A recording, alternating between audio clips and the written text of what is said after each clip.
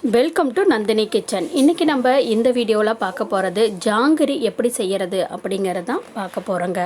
ஒரு சுவையான ஜாங்கிரி, ஆனால் ரொம்ப சுலபமாக நம்ம செய்கிறது எப்படின்னு தான் பார்க்க போகிறோம். இதுக்கு தேவையானது 1 கப்பு உளுந்து எடுத்துக்கோங்க, 1 கப்பு சர்க்கரை. எந்த கப்பில் உளுந்து அளந்தீங்களோ அதே கப்பில் சர்க்கரை அளந்துக்கோங்க. அதுக்கப்புறம் ஃபுட் கலரு, உங்களுக்கு என்ன கலர் விருப்பமோ அந்த கலர் நீங்கள் யூஸ் பண்ணிக்கலாம். தேவையான அளவு சால்ட்டு, தேவையான அளவு எண்ணெய்.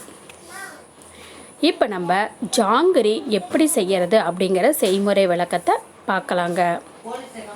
ஃபஸ்ட்டு நம்ம உளுந்தை நல்லா தண்ணி ஊற்றி ஊற வச்சிடணும். ஊற வச்சதுக்கு அப்புறமேட்டு அந்த தண்ணி எல்லாம் வடிச்சிட்டு நம்ம ஒரு கிரைண்டர்லேயோ இல்லை மிக்சிலேயோ போட்டு இந்த மாதிரி நைஸாக அரைச்சி எடுத்துக்கணும்.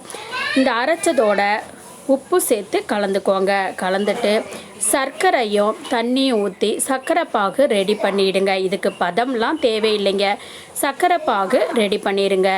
ரெடி பண்ணி வச்சதுக்கப்புறமேட்டு இதோட ஃபுட் கலரு சேர்த்துக்கோங்க. ரெண்டெலாம் கலந்துட்டு ஒரு பேனில் நீங்கள் ஜாங்கிரி பொரிக்கிற அளவுக்கு எண்ணெய் ஊற்றிக்கோங்க. எண்ணெய் ஊற்றிட்டு நீங்கள் இந்த மாதிரி ஜாங்கிரி அந்த ஒரு வெள்ளை துணி எடுத்து அதில் ஒரு சின்னதாக ஒரு ஓட்டை போட்டு இதை ஒரு கூம்பு வடிவத்தில் அதை பண்ணிவிடுங்க.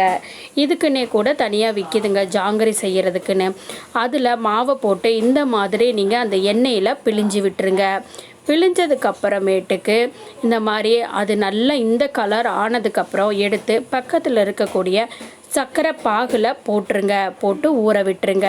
இந்த சர்க்கரை பாகில் போட்டு நல்லா ஊறணும். ஊறினதுக்கப்புறம் இந்த மாதிரி ஜாங்கிரி ரெடி ஆயிடுச்சு. இதை நீங்கள் ஒரு பாக்ஸில் போட்டு நீங்கள் இதை பயன்படுத்திக்கலாம். இப்போ சுவையான ஒரு ஜாங்கிரி ரெடி ஆயிடுச்சுங்க. உங்களுக்கு இந்த ஜாங்கிரி பிடிச்சிருந்துச்சுன்னா மறக்காமல் இந்த சேனலை சப்ஸ்கிரைப் பண்ணிக்கோங்க. தேங்க்ஸ் ஃபார் வாட்சிங்.